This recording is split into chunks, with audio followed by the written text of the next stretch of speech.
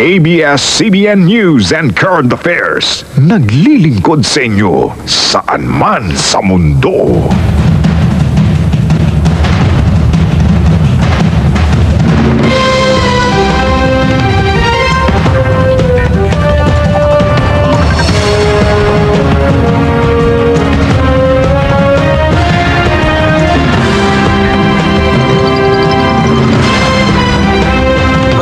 Sa inyo klase, ngayong special report ng ating eleksyon 2025 ngayong hapon, hindi lamang tungkol sa boto ang usapin, kundi pati na rin sa dugo. Sa ilalim ng lente ng politika, makikita natin kung paano ang relasyon, kapangyarihan at pamilya nagsusursi ng ating lipunan. Alamin natin ang tinatawag na politics of kingship na nag-uulat. According to Balenya 2016, the following are the basic definition of politics. People associate politics with power. This is formed by the relationship with other people.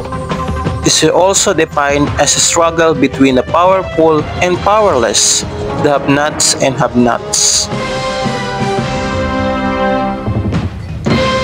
Sa ating special report, panoorin natin ang definisyon ng kinship at paano ito sa ating naugnay sa report ni Lorenzo Ruiz. Based on the Dictionary of Anthropology, kingship system includes socially recognized relationships based on presumed and real genealogical links. Ang pamilya ang pangunahing halimbawa ng kingship system kung saan ang relasyon ay batay sa dugo, maaari itong magulang, kapatid o kasal, asawa o biyenan. We will raise them up in glory.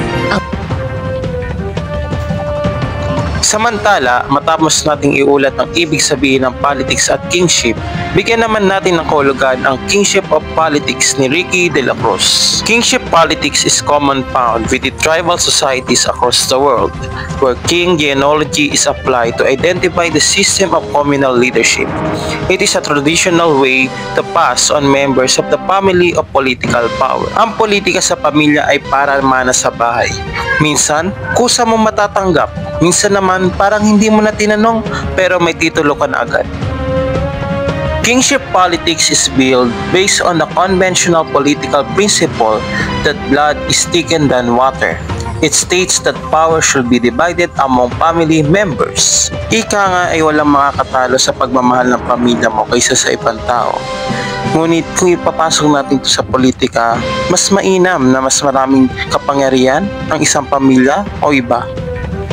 Ang ating mga kandidato ay katulad na naglalaro ng Trip of Jerusalem, kung saan nag-aagawan ang bawat kandidato sa upuan o pwesto. Ang masakit, ang magkakapamilya pa. Ano ang tawag sa mga ito? Ito ba ay legacy o dynasty?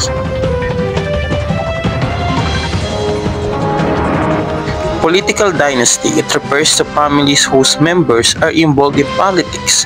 Political dynasties have been present in the political structure of the Philippines for some time.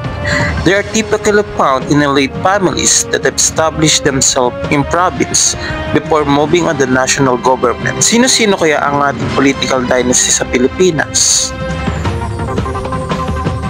In the Philippines, political dynasties began to emerge after the Filipino Revolution when the First Republic of the Philippines was established. It can be seen in families that have been part of the government for several generations. Ang political dynasty sa ating bansa hindi na bago sa ating kasaysayan. Ngunit sa ngayon ay nagiging isyong palipunan na ito. Para sa huli nating talakayan ngayong special report ay pag-aralan naman natin ang political alliance and coalition government. Ano bang halagaan nito sa ating bansa? Nag-uulat. Political alliance refers to political coalition or political bloc. Ang political alliance ay isang pagsasama o koalisyon ng dalawa o higit pang partidong pampolitika, grupo o individual na may pagkakaparehong interes o layunin sa larangan ng politika. Isa sa mga halimbawa ng political alliance sa eleksyon 2022 ang Unity Team Alliance na binubuo ni Pangulong Marcos Jr. at ni Vice President Sara Duterte. Samantala, ano nga ba ang coalition government? It takes place when a political alliance comes to power or when only a plurality, not a majority, has been achieved and several parties need to work together to govern. May mga pagkakataon na nanong Pangulo ay kumukuha ng mga opisyal mula sa ibang partido upang mamatili ang kanilang suporta sa Kongreso.